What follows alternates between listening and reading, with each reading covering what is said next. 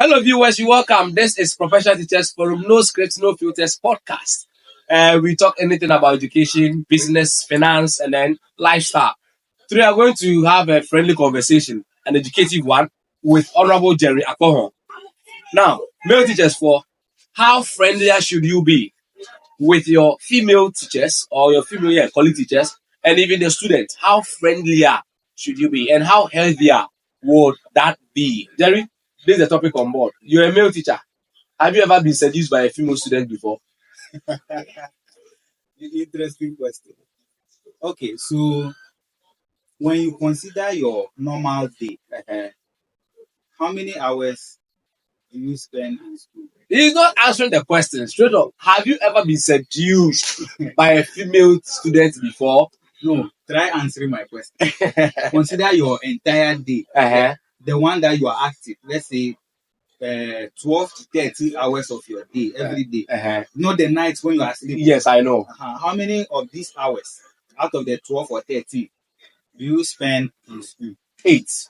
You spend I spent 8. at least 8. Yes. That is more than half of the day. Yes. So you spend more than half of your day in the school environment. Yes. And this is a place you go to 5 times a day, a week.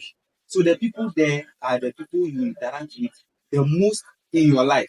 Okay. So you need to be very friendly with them so that their environment is good for you to. You did not start off. Charlie, this podcast, it be direct question where they ask. Have you been seduced by a female teacher or a female student? Let's go through the proper process. So the people you interact with in that school environment are. Okay, let me not use seduced. Harassed. It's too strong. Okay, seduce. Seduce, yes. If you make it harass, it looks more criminal. Criminal. So yes. Seduced.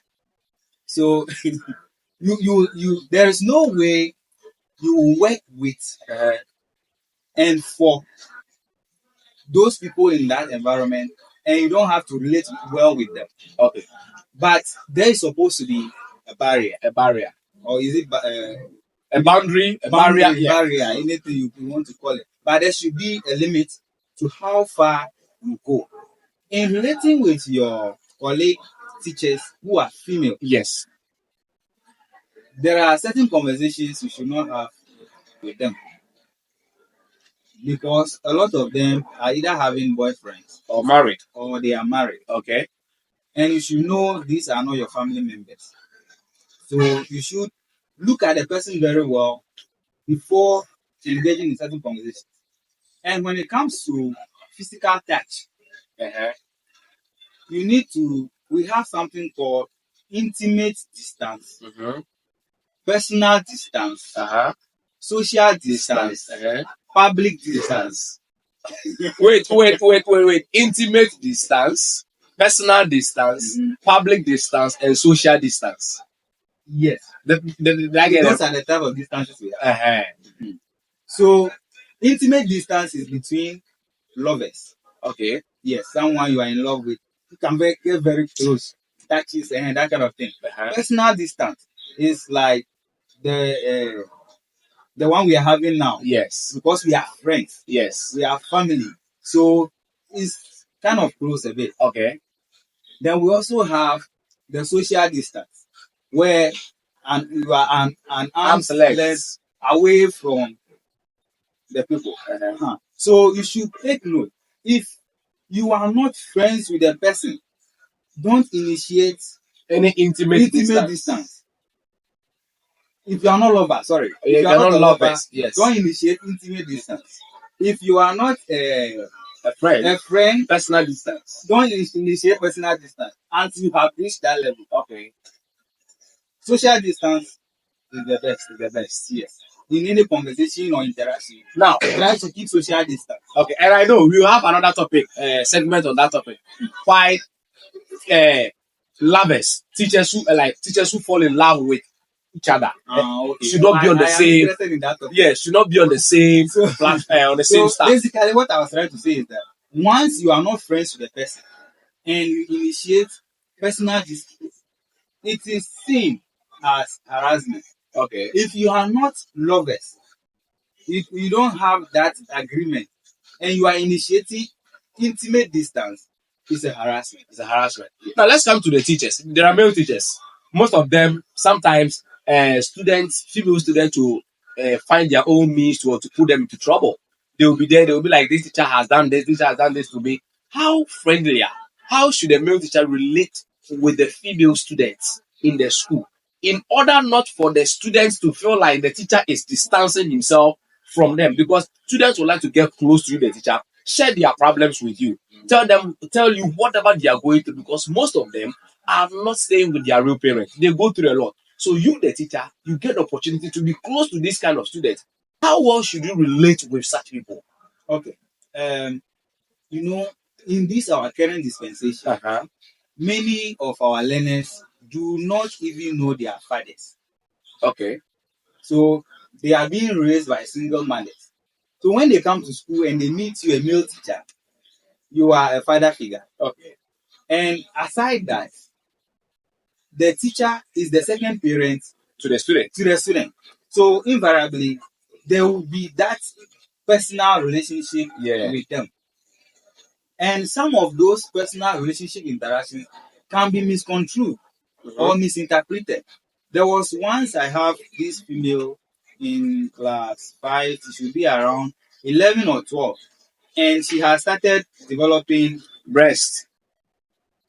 Let me just say it. That's what you're supposed to say, breast. So it's part of the body. Girl, she still thinks she's young, and her buttons are off.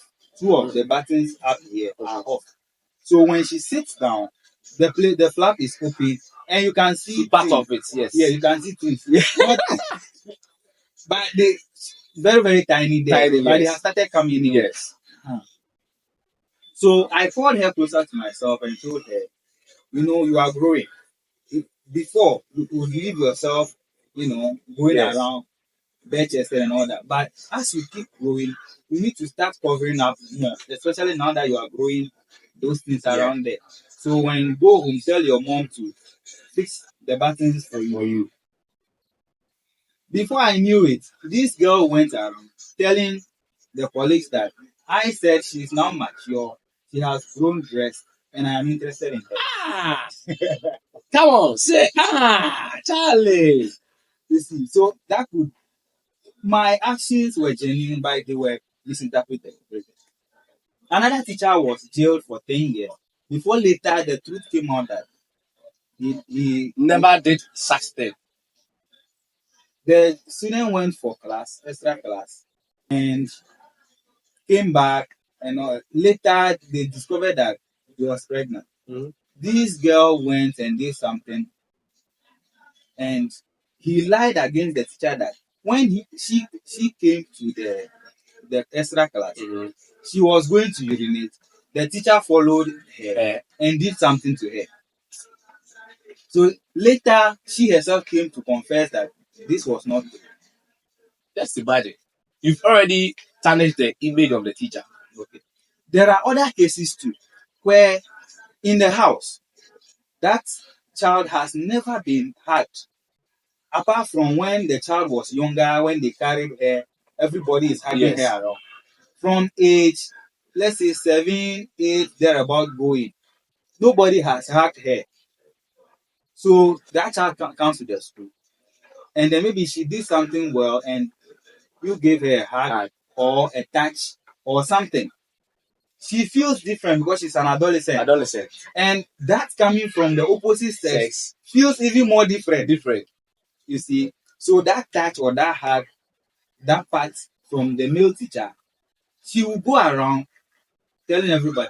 Or sometimes just a compliment that you have made. Yes. So you as a teacher, you need to know when to touch, who to touch, how to touch. Okay. If there is even supposed to be a touch. You can't avoid touch completely. Yes, there will be some form of touch. Sometimes we male teachers, most of the students, out of clear conscience, we even put our hand around their necks. Do you know how they feel? They feel their father has not done it in their house. The only person that did it possibly was the mother. Yes. And a mother's touch, a mother's skin is different from the father's a skin. father's skin. It feels like there's some safety around you. There's some security. There's some an authority. So once you, a male teacher, puts your hand around, she feels suppressed, But is it subdued. Is it advice? Is it professional To put your hand, to put your hand around a female student's leg? Is it professional? Well, according to our professional code of conduct, you need not to do that. It is not wrong. It's not wrong. Yes. But so that's why we have professional ethics and professional principles. The principles are the unwritten rules. Okay. So you will know when it is most appropriate to use that form of touch, or who will benefit from that form of touch. Imagine a child that is crying. Yes. You cannot just put the child far away from you. Social distance and be talking. Yes. Sometimes you even bend down to the child's level to communicate. Other times you put your hand around and it comforts them. You see, so it can't be taken out, but it can be misconstrued. So know when to use it. If there are female teachers there that could, give those form of touch and all those to save the situation, I think it is better to allow them to do it rather than you going ahead to do it yourself. So, advice to the male teachers. One advice you give to them. As a experienced teacher, you've been in the service for more than 10 years. Mm-hmm. For me, I'm just in my 8th year. One key advice you wish they never overlook. Know your boundaries. As simple as that. Know your boundaries. And know who you are dealing with. There are some female teachers, because they have their own frustrations from the house, just looking for trouble. Avoid their trouble. Don't get too close. Don't say things. Study the person and know what can work with the person. Because you can't say you are being too careful and you don't want to interact with your female. Yes. They are even more now in the service than the males. So you will interact with them one way or the other.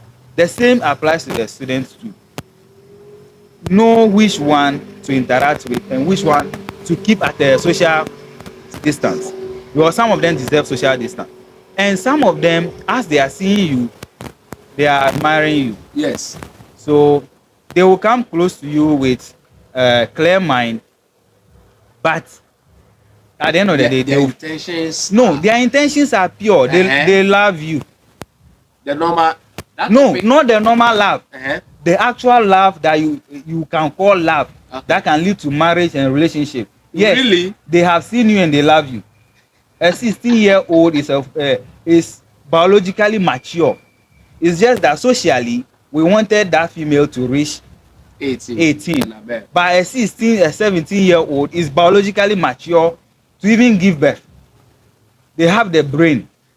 Elsewhere in other countries, 16 years, even here, you can consent to intimacy and all those things. So they may have that, but you, the adults, have to control it. Yes. Thank you very much, viewers. This has been No Scripts, No Filters podcast on Professional Teachers Forum. If this is your first time, kindly do well to follow the page, Informed Teachers Network, Professional Teachers Forum, and then like and drop your comments on the topic we just discussed. We will meet in our next video. Bye-bye.